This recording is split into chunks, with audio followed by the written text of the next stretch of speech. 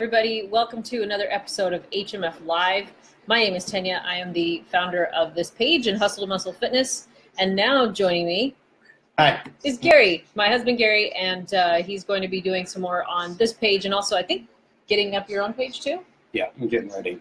So it's hot in here, so that's why he... Sorry, first of all, I'm really hot, and second of all, I feel like my energy's been sapped the last couple of days, so I don't know what's going on, but I'm here. So happy. So tonight, as I promised you guys, we kind of changed the format of HMF Live for the month. And so 3 of the weeks out of the month, you'll get some sort of health, fitness, nutrition type of episode where I'll give you tips and tricks on just how to live a healthier lifestyle. And then 1 week out of the month, which happens to be the last week, tonight, we will be giving you different topics on relationships and having healthy relationships, because we have had both healthy and unhealthy, and now we are actually back on the upswing of bringing it back into healthy. So we want to, sort of the way I do with coaching and health and fitness, and help you guys avoid some of the pitfalls that we have stepped into if it can be helped. And so because we are so I wouldn't say well-versed, but have a lot of experience with bad financial. After 13 years, you get some experience. Yeah, but we've had very bad financial habits, and now the last few years we've developed some much better ones, and so we want to share that with you for the first episode in terms of relationships, because finances, I think, are the number 1 cause for divorce. Yep. Yeah, so even behind like cheating and whatever else is out there, like money problems, that will split people up, and it's almost split us up a number of times. So it took a long time for us to kind of really get on the same page. So that's what we're going to talk about tonight. So as you may know, if you've been following this page long enough, we have been on a financial wellness type journey, kind of, losing some baggage and kind of reclaiming our financial health. And this started in 2013, 15? Something like that. So, yeah, I think 2014 or 15. And we had a lot of debt that we had to tackle. And I think it was, well, at that time, it was probably around 230, I want to say 230,000 maybe. And we weren't in the house then. That was mostly student loan debt, but then there was also a lot of consumer crap, so credit cards, car loans, payday lenders, all that kind of stuff. So we started doing a couple of different things. We started doing a debt consolidation, like a financial management plan. It wasn't a debt consolidation loan because we still made the payment. We just had somebody, a third party on our behalf, kind of went out to a lot of our creditors. It was Care One. You see the commercials online. They say we're not a consolidation company. What we do is we help you reduce your interest. Well, they actually did help. I would say that they are a good tool, but they are not something that's going to get you out of debt unless you help further and beyond what they do. They don't change your behavior. Right. They don't change your behavior. And not only that, but to tell you honestly, they pay the minimums on things and so on. So like I said, if you're just starting, it's a good stepping stone. It will teach you how to, it'll teach you how to pay your bills is what it will. Because they're taking your money and they're paying your bills. They're like your parents. Well, it's not really teaching you, though. That's kind of the problem. Again, they're like your parents. They take your money and they pay your bills. They just don't tell you why. So, but anyways, so like I said, I recommend Care One if that is your last resort. Other than that, take care of them yourself. Get a hold of them. You can call all your creditors. You can tell them all exactly how you feel. Don't let them push you around. You are the one in control. Yeah, you owe them money, but the only way they're going to get money out of you is if you're in a good mood. So if they shut their mouth and they listen to you and they work with you, you'll be in a good mood. They'll be in a good mood, and you'll start paying off all your stuff. So... But anyways, that's just kind of a side note on those not consolidation loans. A financial management plan. Right. It's a plan. Yeah. And what it does, like I said, is it kickstarts you thinking and moving forward on a new plan on how to take care of your finances. Okay, so I don't want to go too far into details on that. If you really do want to know more about what we did there, send us a message. You can message us through this page and we'll answer your questions. But like I said, money problems, it's just like your weight problems. Like, it's a behavior. Until, you know, when you do all of these, like, you know, like these meals that, like Nutrislim was one I almost did. I think it was Nutrislim. Where they just send you all the food and you lose weight, which is great in terms of getting the results, but it teaches you nothing about proper nutrition. And that's the same thing with, you know, when you are shifting credit card debt around, you do these debt consolidation loans and all that kind of stuff. You're not changing the behavior that got you into trouble in the first place. It's the old adage. You can teach somebody, you can give somebody fish and feed them for a week, or you can teach them to fish and feed them for a lifetime. I mean, that's just how it is, you know? Okay, so we did that, and they didn't even take all of our debt. We had so much debt and not enough income that they only took about probably $20,000 worth of debt. But it was still a huge help. You know, it did get the ball rolling. It made us start thinking more about our finances. And I think it took us maybe a little less than 4 years through them to get most of our, except for one that we took out and we started paying. But yeah, that one happens to be One Main Financial. Whatever you do, don't get sucked into that. I don't care how far down you are. Don't get sucked into that one financial. Payday lenders. One Main, any lenders, any food lenders or anything like that. Sorry. That's my phone ringing. Welcome to live video. I'll be right back. Okay, so just to kind of keep us moving here. So we did the debt management plan, got that going. Hello. Then at the same time, actually it was a little while later, I became a coach. And it was through coaching, turn this here. It was through coaching that I started delving into personal development. Well, one of the personal development recommendations that I got from other coaches was Dave Ramsey, financial planning, financial management, pay off debt, all that kind of stuff. So I was like, all right, I'll check it out. Well, I started listening to his podcast, and then after like maybe a couple months, I was hooked. And then so he's got a whole system. But what I really want to talk to you, and hopefully he'll make it back, what we really want to talk to you about is the financial planning, budgeting process. Now, as I said, money tears people up, and it's kind of a silly thing that it does, but it creates so much stress and tension. And really what it comes down to is a few different things. So it's either a difference in priorities or a difference in personality styles, and then there's a communication breakdown. And really it was kind of a combination of those things for Gary and I. Welcome back. Yeah. So when we first decided to start tackling this on a more serious level, you know, it was sort of like Gary would say, okay, I'll give you a year to do this Dave Ramsey plan. And if it doesn't work, I'm out. If it does work, we'll keep going.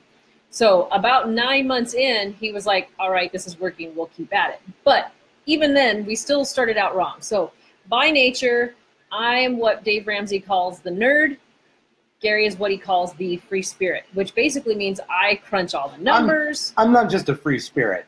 I'm a free spirit, money spending freak is what I am. That's what free spirits are. Well, yeah, I know, but free spirit just kind of says, oh, I'm just a free spirit. No.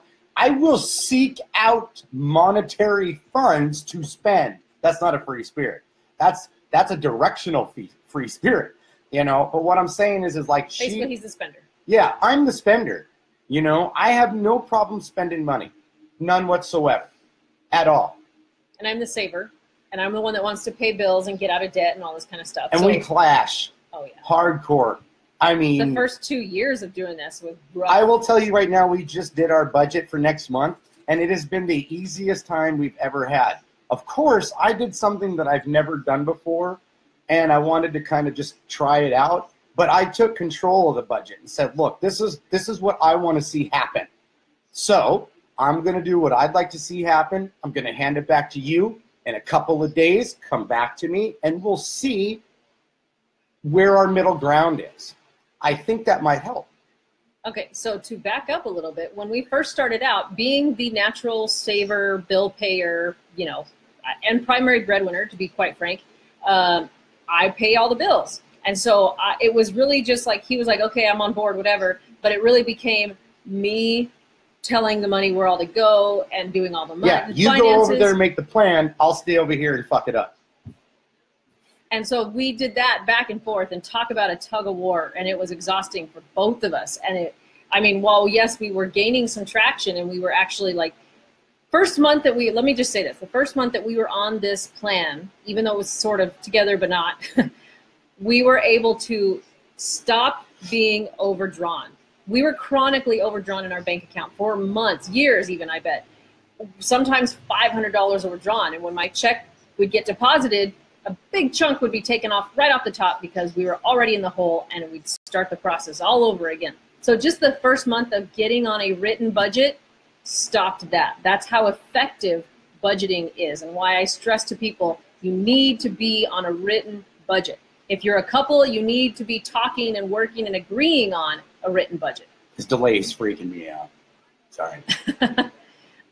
Okay, so lots of like probably a year and a half, 2 years of like hard tug of war, back and forth struggle or whatever, and blowing up multiple times about, you're just spending, well, you're a tight ass, well, you're doing this and you're doing that, and it's awful. And granted, like I said, we were making progress in terms of like taking care of debt, but we were not making progress between each other. So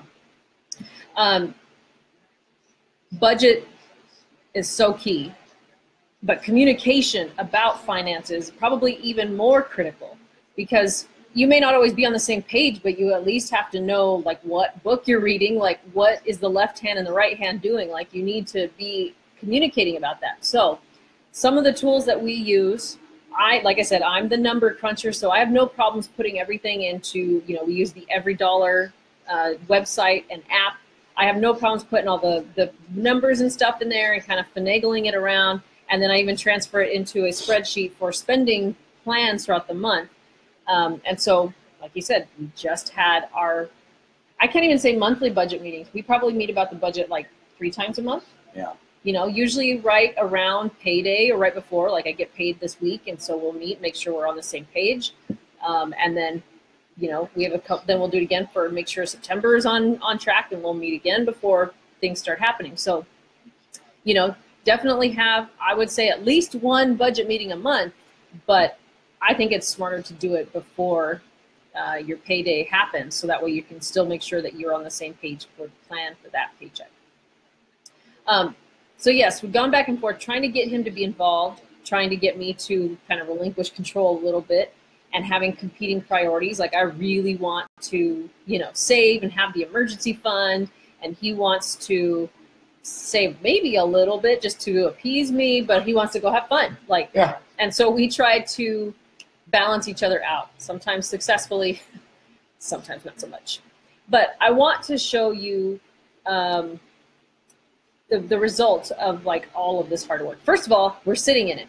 Like we're in our new house that we just bought at the end of March.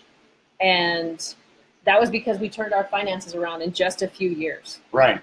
And had we not gotten on a budget, even if we weren't always on the same page, but if we hadn't started, behaving like adults, we wouldn't be able to enjoy things like adults like we do having our own home.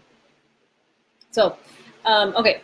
So Every Dollar app, without giving you guys all of the numbers and stuff, you can see all of that. So cover up the income part. So I printed this out. Let me go this way. I printed this out so that way. Oh, I keep yelling. Damn it. I don't know why I keep yawning. I printed this out because it's easier for me to say, okay, here's the first draft of the budget. And then, like he said, he goes through, asks questions. What's this for? What's that for? Can we do this? Can we do that? And then down here, I wrote some things that we have coming up in September that we need to be aware of. Yeah. And put in the budget. And so we just finished that. What I will do is I will go back to Every Dollar and fix this again. That way I can print a fresh one, and we'll come back before the first September check hits and make sure that we're good to go. Right. After we have that sort of in place, then to make it a little easier, because I think, and you can correct me if I'm wrong, when you put in the Every Dollar, this is a monthly budget. It doesn't break it down by you're going to pay it on this date or this paycheck or whatever. And so to try and explain that to him sometimes was a little more difficult to get him to see how that part of it worked when I actually split up the money. Because to him, it's like, well, we have, let's say $250 for groceries. Well, why can't I just do this? Well, that's because some of it comes out of this check or some of it comes out of that check or whatever. So I created this spreadsheet because I like spreadsheets, first of all. And I listed all the things that we paid, and then up here, you can see the dates. I don't know if you can see that. We got to figure out this camera thing. You see all the dates, and so Backwards. yeah, no. And then I put underneath that date all the things that have to be paid. That way he can see when money is coming out of which dates. And I think that's helped. Yeah. Yeah. So that is kind of our budgeting process. And if either one of us wants to make a change, shift things around, or maybe an unexpected purchase or something comes up, then we talk about it before we, kind of spend anything. Like my brakes. My brakes in my car just went up. So we had that. That just happened 3 days ago. We already had the budget kind of, somewhat done. But then, shit happens, and brakes went out in my car. Yeah. So that's what happens. But that's what the emergency fund's for, even though we've had to deplete it because of certain things around this house that we bought.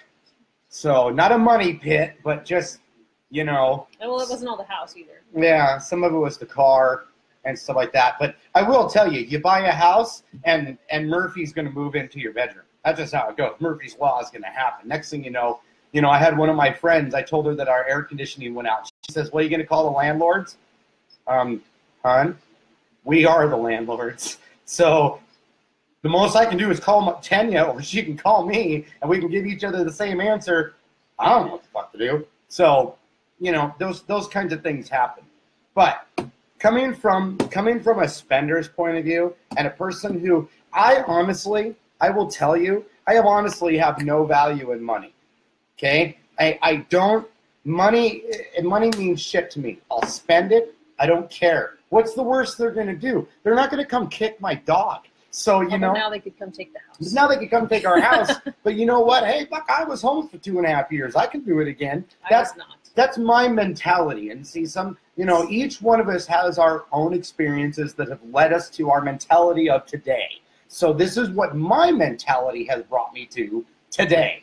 A lot of men, when we move out of our parents' house, we are going to grunt our way through. When you leave the house, you have a plan. You have everything planned out and you see it.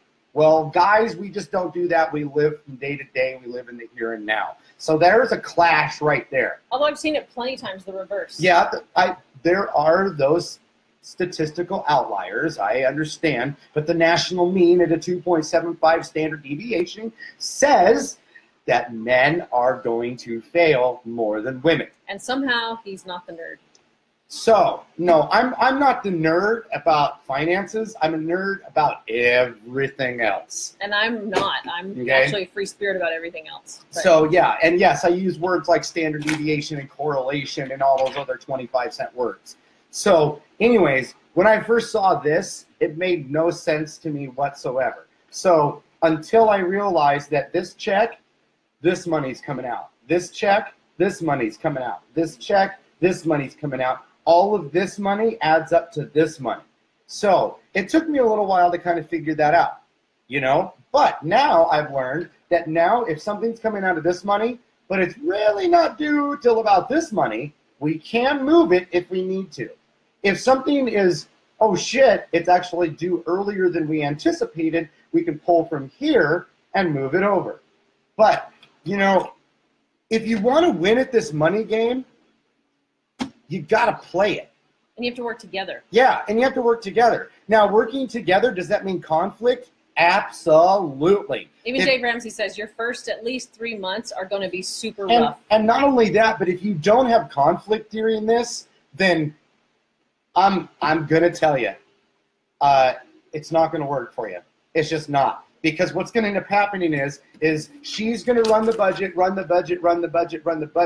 And then in 3 months, you're going to need something, but she's got everything set and perfect the way it is. You're going to come in 3 months later and go, well, I need this. Well, her system doesn't believe in that. Her system doesn't work for that. If I would have started 3 months ago, I could have put it into that system. But no, I decided, no, I'm going to be the guy, or I'm going to be the spending person or whatever, and I'm going to be the irresponsible one, and I'm just going to fuck all of this up. Now you're going to spend the next 2 months trying to figure it out, fix it, and argue. So Swallow your pride, swallow your idiocy, swallow your stupidity, and join at the beginning. As much as it fucking sucks, just But see, here's the thing though, like, and I mean, you might disagree with me, but I really feel like as the saver, having a budget gives me the freedom to spend. Like in the budget, if it says I have $200 to go shopping for new work clothes, I now don't feel bad about spending $200 to go shopping for work clothes because I know that all the rest of the bills are getting paid. My dogs are going to get fed. We're going to have food. The lights get to stay on. Everything's taken care of. So this was money that the budget gave me permission to spend. See, I see the budget as nothing more than a constraint because she thinks that extra $200 that she can spend carefree. I can go spend any money carefree. But it's not carefree when they come knocking on your door for the house. Don't care. I really, you know what I mean? Like, I don't care. I'm telling you how I feel about it. Yeah. So then that way, at least, pushback. And maybe somebody else will feel the same way. Because I don't care if a meat sack comes to my door and says, oh, well, I need this or I need that. Well, buddy, I ain't got it. So go home and tell your wife. Maybe she'll listen. You know? But that's what I'm saying. I don't care. I don't.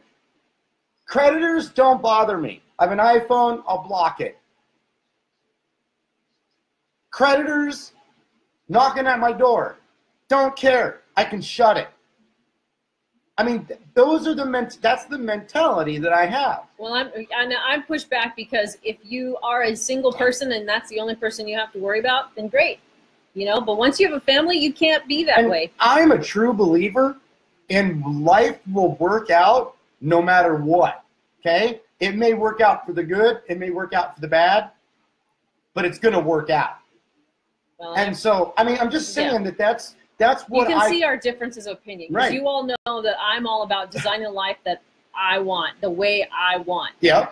It takes people doing things behind the scenes for that to happen. And I'm the kind of person that if I open my eyes and see the sun in the morning, I plan for the day.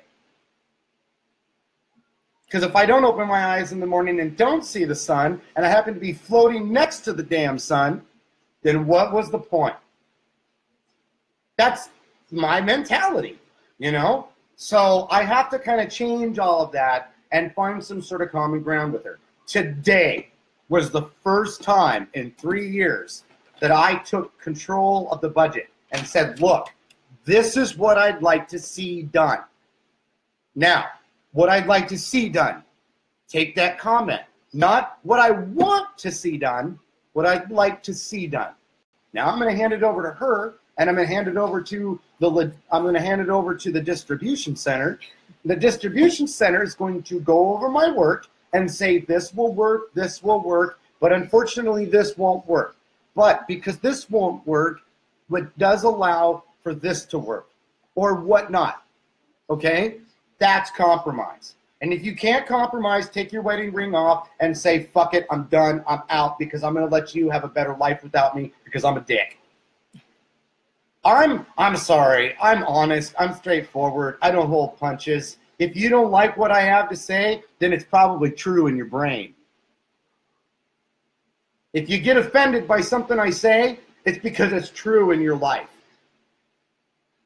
That's what it is. If you can't suck it up and put on your mommy or daddy pants and actually do something, that's not my problem. I can't control your emotions. Yeah. Take it as you leave it. Well, and like I said, we are both, obviously, even though we differ in opinion, we're both very stubborn-headed. And she's going to hold your hand.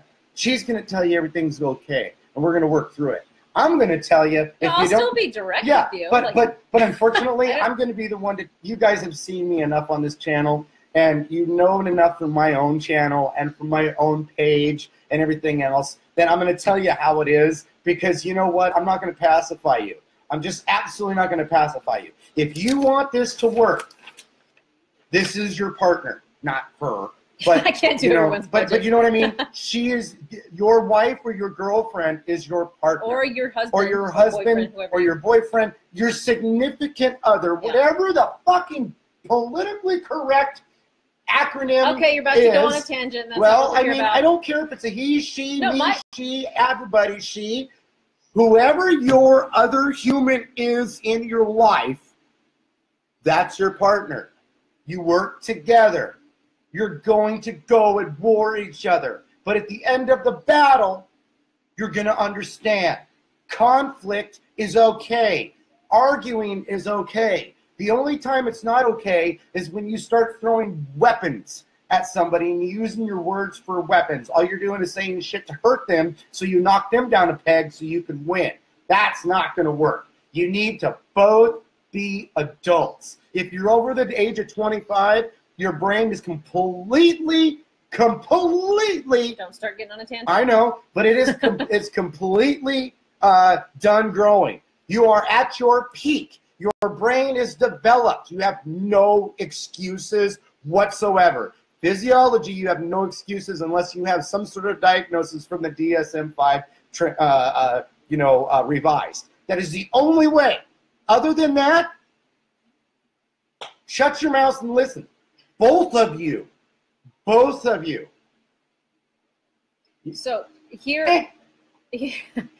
here are just a few tips that we're just about out of time. I usually try to keep these at 20 minutes. I figured we'd probably be closer to 30. But if you are trying to approach the free spirit about getting on board with something like this, you need to come at it from more of an emotional place. They need to understand why this is so important to you. And free spirits, if you are trying to get maybe something into the budget, or you're trying to get the number cruncher, the nerd, to be willing to spend on something, you need to give them the numbers. You need to tell them how it's going to work. The why is important, but they need to know how this is going to be, how you're going to play this out in action. And don't get wrapped up in the explanation on why you need the money. Wrap it up in how you're going to make the money. Right. Okay, now the last thing I want to say or show you. Actually, there's going to be two things, because you're going to do your thing and then I'm going to do something at the end. Okay. So, you know me, I'm all about showing you guys progress, before and afters, that kind of stuff. So I want to show you what we have been able to accomplish so far. We're not done. We have a long ways to go, especially now that we have a mortgage. But we have made so much progress. So when we first started out, we started our chart on all the debts that we have to pay off. This is how it looked when we first got started. I mean, like, this thing is full. And there was still other debts that weren't even on here that I just had on my spreadsheet, like crazy. I just redid this to update it and take off all of the ones that we've already paid. All these red marks. Yeah. This is what it looks like now. Look at that. There's not even anything on this side. Yeah. There's not even anything down here. And I didn't put the mortgage on here because this is just our baby step 2. Yeah, leave your mortgage out. Yeah, just consumer debt. So if you're following the Dave Ramsey steps, you do baby step 1 is $1,000 starter emergency fund. Baby step 2 is paying off all of your consumer debt, student loans, that kind of thing. Step 3 is you have a fully funded emergency fund, which means you have 3 to 6 months of your expenses. And then 4 is you start to tackle the house. So, and then there's more, but you can go Google Dave Ramsey. My turn? Okay, so now we've told you all this stuff and everything that we've done and what we've accomplished and stuff like that. Well, guess what? We can tell you all we want, but guess what? It's time to show you. Look, I'm going to take you on a little bit of a walk here. All right. Now you see this? See how I'm walking through this house? I'm walking through our living room. This is our living room. This is our, our TV and stuff in our living room, right? Couches, furniture, so on and so on. I know it's a little bit blurry, but you really don't need to see detail. All you need to do is get the idea of what I'm talking about. All right. So I'm going to walk outside so I can show you guys. So, like, check this out. See that up there? See that back there? That's our house. See our house right there? That's our house. We bought this house right there. You see that? Okay. See that truck? We own that truck. That truck is ours. That truck is we paid for. See that car? That car is paid for, right? So all of this is what we've done over the last few months or last few years. That's all it took. I am not kidding you. We started seriously in like 2014. 2013. So in 4 years, we went from being overdrawn in our checking account anywhere between $500 to $600 every single month for years, every month, years. Okay? In 4 years, this is where we're at. We live in Terrace Heights. We live in an amazing neighborhood. These are all the amazing neighbors that we have. Our house, our yard, that's our tree. That's ours. Okay? So, we've told you everything that we did. Now I'm showing you everything that we have because of it. I mean, you know, we can tell you all day, we can preach all day, this is what we want you to do, this is what we want you to do, or this is our recommendation, or this and this and this and this and this. But until, you know, you see, hey, what really have you gotten accomplished? Well, right there. I'm going to walk way the hell out here because now we have internet that works. See that? See that, everybody? That's our house. That's our house. 2 years after we really buckled down, 2 or 3 years after we buckled down, we bought a house. I got no more to say. It explains itself. So, work together. If you don't want to work together, then you're going to fail. That's how it goes. So, anyways, I'm going to go ahead and go off.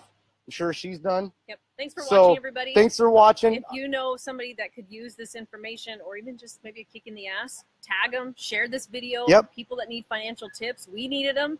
We want to share this with other people. And I'll be back next week with a new episode of HMF Live, Tuesdays, 6:30 Pacific time, back to health and fitness. And then Gary will be back on, off and on throughout the month, but back on HMF Live in about 3 weeks. So right. All right, guys. Have a great night. We'll talk to you soon. All right, everybody. Happy health and happy financial health. We'll see ya. Bye.